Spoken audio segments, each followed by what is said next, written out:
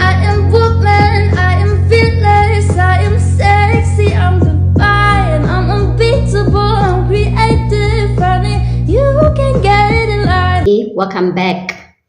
Thank you so much for checking us out. If you're new here, please stay, click on the subscribe button and give us a shout out in the comment section and drop a like. If you're already an existing subscriber, thank you very much for sticking with us.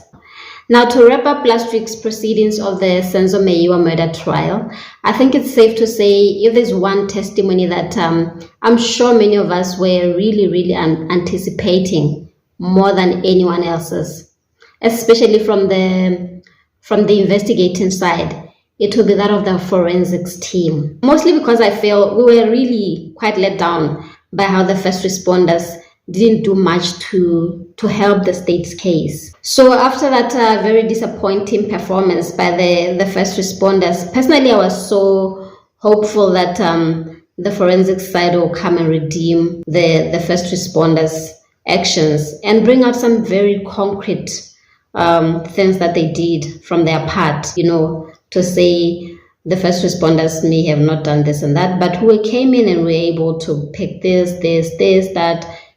However, it still appeared as if the crime scene attendants, they came in and dropped the ball even further.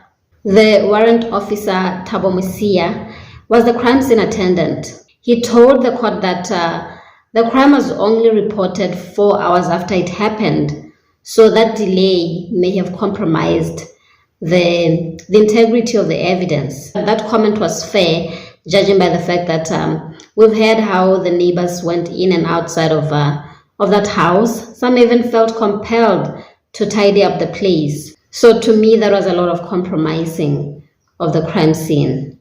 Now going back to Warrant Officer Mosia, his role as crime scene attendant is to collect, label, and package all evidence at the scene. So personally, that is roughly what we were all anticipating from Warrant Officer Mosia's testimony. We hoped for a little bit of depth in unearthing what could have happened in that house. Based on his testimony, he did manage to swab one bedroom door handle, even though he wasn't able to quite tell us which one it was, whether it was the one where Kelly ran into or the one that Tumelo Matlala ran into. Remember, they both ran into separate bedrooms at one point or another. He then swabbed the bathroom door as well. However, he didn't do any swabbing of the kitchen door, which was allegedly used by the intruders to come in and outside of the house. The kitchen door was also used to take Senzo to the car. Secondly, there was no gun residue tests that were done on any of the occupants of the house. How does the investigating team rule out the possibility of the occupants of the house pulling the trigger? How are they going to do that? I mean, even if you're not a suspect, that test is to rule out that possibility. And I've not heard any mention of the fingerprints, possibly on the crutch that was used to assault intruder number 2.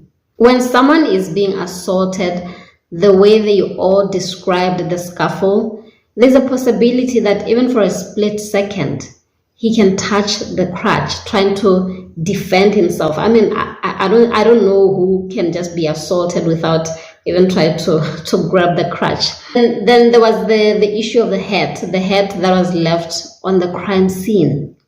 That one was a very great candidate for DNA testing. Tumelo did say it was one of the intruders' hat.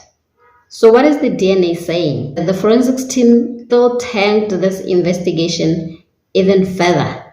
I'm hoping that with further cross-examinations by the advocate Mshololo, something comes up to redeem this case. I do believe this case needs a lot of prayer, honestly, because at this point I struggle to reconcile the string of events that has happened on that day. I don't know, guys. Maybe now let's start hearing from the accused. What do they have to say? Thank you very much, guys. I'll see you again very soon. Please be safe.